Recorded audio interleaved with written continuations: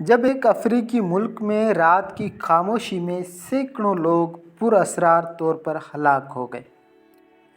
دنیا بھر میں متعدد ایسے واقعات رونما ہو چکے ہیں جن کے بارے میں بہت سے سوالات نے جنم لیا، لیکن ان کے جوابوں کے لیے آج بھی ماہرین سر جوڑ بیٹھے ہیں۔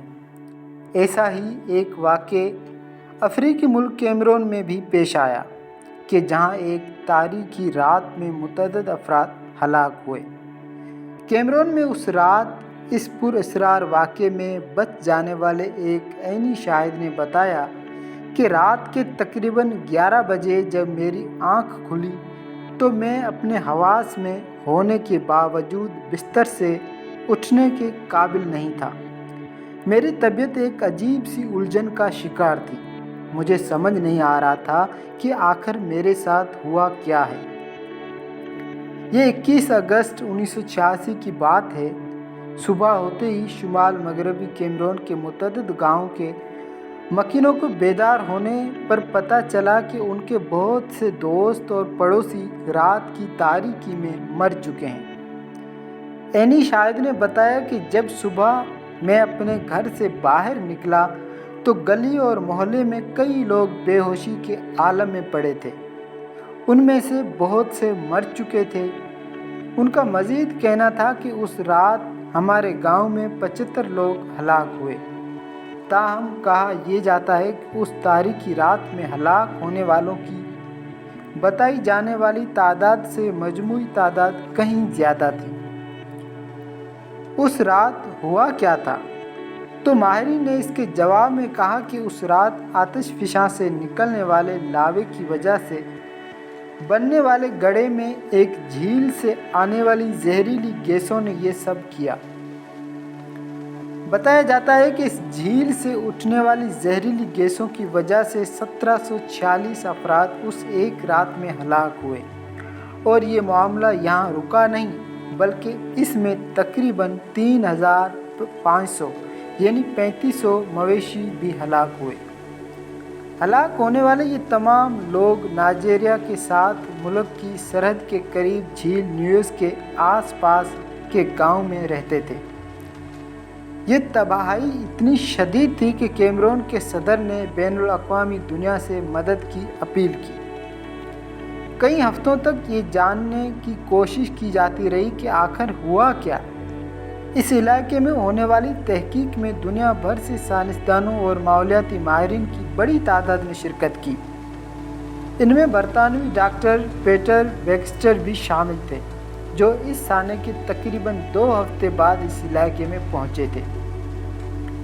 بیکسٹر نے BBC کے وٹنس ہسٹری پروگرام کو بتایا کہ جب وہ وہاں پہنچے تو تب بھی پہاڑوں پر لوگوں اور جانوروں کی لاشیں ہر جانب بکھری پڑی تھیں۔ انہوں نے مزید کہا کہ جب ہم نیوز کے گاؤں میں پہنچے جس میں مٹی کے چھوٹے چھوٹے گھر تھے، وہاں مکمل خاموشی تھی۔ زندگی کے کوئی آثار نظر نہیں آ رہے تھے۔ وہ کہتے ہیں کہ اور جب ہم جھیل نیوز کے قریب پہنچے جو ایک چھوٹی سی پہاڑی پر چڑھنے کے بعد آتی ہے تو ہم نے دیکھا کہ پانی پرسکون ہے، مگر جھیل کے اس پرسکون پانی کی سطح پر متعدد مردہ مچھلیاں اور اس کے کناروں مردہ اور بے جان پودے کی بڑی تعداد موجود تھی۔ ڈاکٹر پیٹر کا کہنا ہے کہ اس جھیل کے کناروں اور پانی میں اگر کوئی چیز زندہ دکھائی دی تو وہ مینڈک تھے، جن کے بارے میں کہا جاتا ہے کہ وہ مینڈک یعنی بہت سخت جان ہوتے ہیں۔ امریکہ کی مشیگن یونیورسٹی کے پروفیسر جارج کلنگ کو بھی اس تحقیق میں مدد کے لیے مدعو کیا گیا تھا۔ وہ بتاتے ہیں کہ جب ہم جھیل نیوز پہنچے تو اس منظر کی وجہ سے مجھ پر سخت طاری ہو گیا۔ میرا جسم ٹھنڈا ہونے لگا۔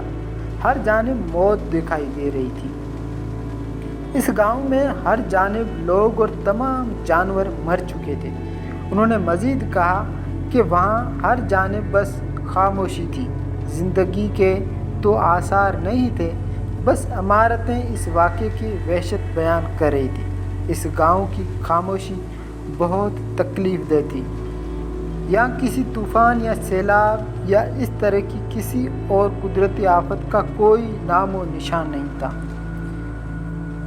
جارج کلنگ نے بات آگے بڑھائی اور کہا کہ ہم نے تباہی کا منظر دیکھا۔ تباہی سے پہلے جھیل ایک بہت ہی خوبصورت جگہ تھی جس کا پانی انتہائی صاف اور شفاف تھا۔ 1 سال پہلے یہ وہی جھیل تھی کہ جس میں ہم تیراکی کر رہے تھے، لیکن اب سب وہاں ایسا کچھ بھی نہیں تھا۔ اس جھیل کے پانی کو دیکھ کر ایک عجیب سی وحشت طاری ہو رہی تھی۔ یہاں اب سب کچھ مختلف تھا۔ پروفیسر جارج یاد کرتے ہوئے کہتے ہیں کہ جھیل کی سطح کے پانی کی رنگت سرخ اور بھوری دکھائی دے رہی تھی۔ اس میں بہت سارے پودے تیر رہے تھے۔ یہ پودے جھیل کی کناروں سے اس میں پیدا ہونے والی بڑی لہروں کی وجہ سے ٹوٹ کر اس میں شامل ہوئے تھے۔ اس جھیل میں پیدا ہونے والی اس تبدیلی کی وجہ سے اس میں پائی جانے والی تمام نباتات تقریباً ختم ہو چکی تھی۔ شواہد سے پتہ چلتا ہے کہ جھیل کی تہہ میں تبدیلی کے نتیجے میں تقریباً 40 میٹر اونچی لہر پیدا ہوئی تھی، لیکن ابھی تک کوئی نہیں جانتا تھا کہ اس تبدیلی کی وجہ کیا تھی اور اس علاقے کے سینکڑوں رہائشیوں کی موت کیوں اور کیسے ہوئی۔ تاہم ایک مشتبہ بات جو سامنے آئی یا جس کا ذکر بار بار ہو رہا تھا وہ یہ تھی کہ یہ خیال کیا جاتا ہے کہ یہ ہلاکتیں آتش فشاں پھٹنے سے خارج ہونے والی گیسوں کی وجہ سے ہوئی۔ تاہم پیٹر بیکسٹر اس بات کی شواہد یا نشانات کی کمی کی وجہ سے انتہائی حیران تھے۔ انہوں نے BBC کو بتایا کہ آتش فشاں پھٹنے کی وجہ سے کسی بڑے دھماکے کی کوئی اطلاع نہیں تھی اور نہ ہی اس تباہی کے آثار تھے کہ جو آتش فشاں کے پھٹنے کی صورت میں پیدا ہوئے ہوں۔